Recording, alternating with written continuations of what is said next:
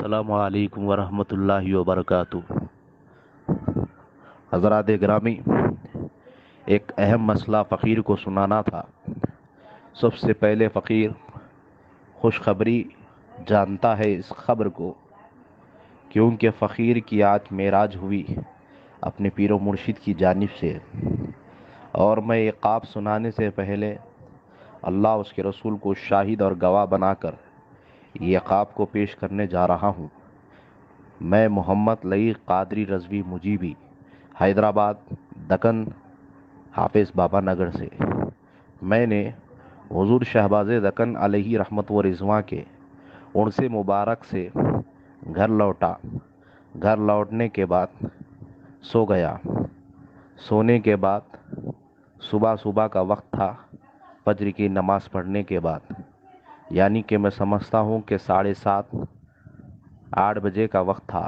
اس وقت میں سو رہا تھا تو خواب میں میں لنگر حوض کی بارگاہ، جو میرا حسینی بغدادی جو شاہ ابدال ہے، حضور کی بارگاہ میں حاضر ہوا اور وہاں پر فاتحہ پڑھ رہا تھا۔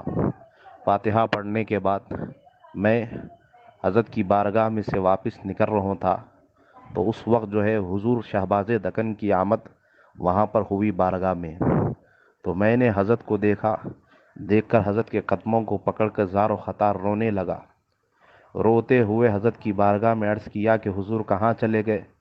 میں ہمیشہ آپ کو یاد کرتا رہا اور آپ کے بنا ہمارا جینا مشکل ہو گیا۔ جب بھی مرکز اہل سنت آتا ہوں تو چہرہ آپ کا نظر نہیں آتا تو روتا۔ تو اس وقت حضور شہباز دکن فرما رہے تھے کہ میں ابھی بارگاہ میں فاتحہ پڑھنے کے لیے جا رہا ہوں۔ تو اس وقت میں نے حضور سے سوال کیا کہ حضور آپ کا وصال ہو گیا، آپ بارگاہ میں کیسے؟ تو حضور نے فرمایا کہ آج میرا عرس کا دن ہے اور میں ہر بارگاہ میں حاضری دے کر آ رہا ہوں۔ اللہ کی قسم، حضور شہباز دکن نے یہ بھی کہا کہ میں نے کہا کہ حضور آپ کی بہت یاد آتی ہے، تو حضور نے فرمایا کہ جیسے میں جمعہ کے دن سب مریدوں کو دیکھتا تھا، آج بھی ویسے ہی سب مریدوں کو دیکھ رہا ہوں اپنے قبر سے۔ اللہ اکبر، اللہ اکبر۔ یہ خواب سننے کے بعد اللہ کا کرم ایسا ہوا کہ فقیر رو پڑا۔ اٹھنے کے بعد جب خواب کو یاد کرتا رہا تو آنکھوں سے آنسو جاری ہو جاتے تھے اور یہی سوچتا تھا کہ حضور شہباز دکن اپنی قبر انور سے ہمیں دیکھ رہے ہیں۔ اللہ کی قسم، میں نے یہ خواب دیکھا۔ یہ عرس کے دوسرے دن یہ سنانا مقصود تھا، اس لیے میں نے سنایا۔